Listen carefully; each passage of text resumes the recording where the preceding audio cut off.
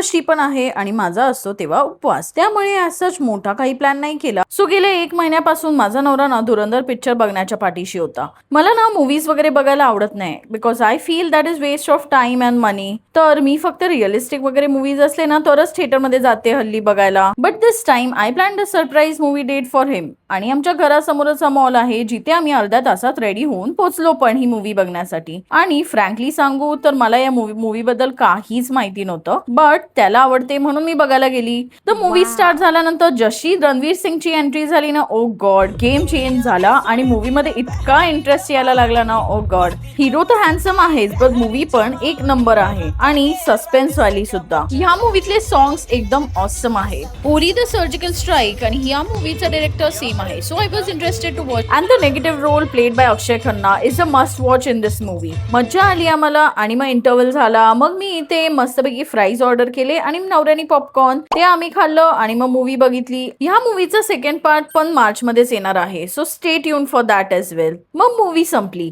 आणि आता मॉल मध्ये मूवी बघायला आलोय, तो मॉल तर फिरणारच ना. तर मग आम्ही आलो इथे मस्तपैकी थोडीशी शॉपिंग करायला. आणि मॉल मध्ये मी मिनीसोड, मिस्टर DIY असे काही क्यूट सेलिंग स्टफचे दुकान असतील ना तर स्टॉप घेतेच घेते. आणि लोक इथे मला एक मिरर पण भेटला. मग माझं मिरर सेल्फी टाइम सुरू झाला. त्यानंतर आम्ही मग फ्रुट्स वगैरे खाल्ले आणि इकडे गेलो लेक कडे. तर हे ठाण्यातलं एक मंदिर आहे गणपतीचं, ते पण आम्ही व्हिजिट केलं कारण आज संकष्टी होती. मग मस्तपैकी हा शेक पिऊन राऊंड मारून घरी आलो.